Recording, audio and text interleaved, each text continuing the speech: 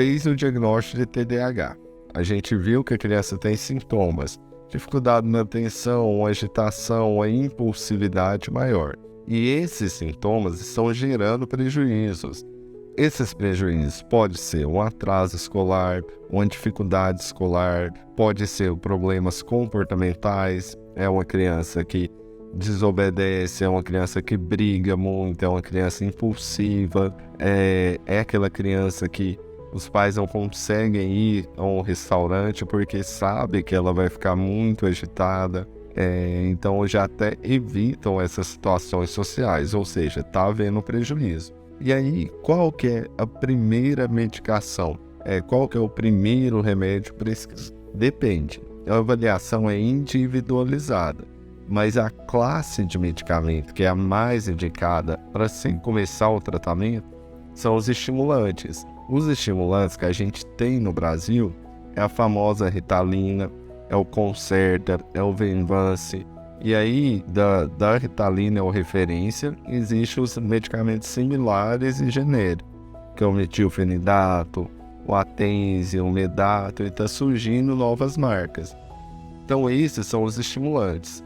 Quando a gente decide tratar o TDAH puro, eu estou falando do TDAH, tanto o déficit de atenção quanto o hiperativo impulsivo, a gente pensa nesses estimulantes. E aí, o que diferencia um do outro? É o modo de tomar, o tempo de duração de cada medicação e a substância em si. A substância em si funciona assim, no Brasil.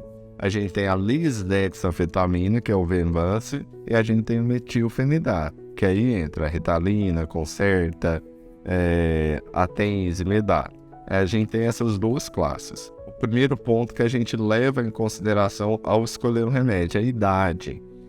Crianças mais novas, 5 até 8, 9 anos, a preferência é pelo metilfenidato, que é a Ritalina, que é o Concerta.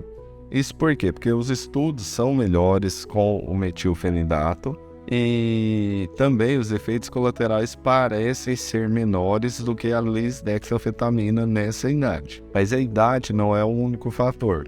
Por que não é o único fator? Tem um modo de tomar também nessa escolha de medicação. O Concerta, por exemplo, tem que ser tomado uma cápsula inteira, né? E muitas vezes a criança mais nova ela não vai conseguir tomar essa cápsula.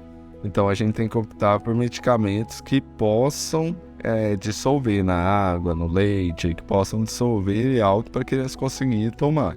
Aí nesse caso a gente já pensa em utilizar uma medicação a Ritalina.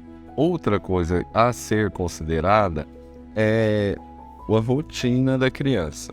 Por exemplo, se ela estuda de manhã, se ela estuda à tarde, se ela acorda muito tarde ou se ela acorda muito cedo. Isso por quê? Porque os remédios diferem entre eles no tempo de duração. A Ritalina, ela dura no organismo de 4 a 6 horas. Então, se a criança estuda à tarde, não vai adiantar a gente dar o remédio às 8 da manhã, entendeu? Então, a gente tem que considerar esse ponto. Se a criança tem de manhã atividades psicopedagoga, psicóloga, ou aulas de reforço, e à tarde tem a escola, a gente tem que pensar ou em dar a Ritalina 2 vezes, de manhã e após o almoço, ou dar um remédio de longa duração, por exemplo, o Concerta ou o Venvance, que vai durar o dia inteiro. Eu estou explicando para vocês, esse raciocínio a gente faz, o médico tem que fazer em toda consulta, assim como compartilhar com a família, para a família conhecer, mas essa possibilidade é melhor, essa é pior para o meu filho em específico, que é uma decisão individual.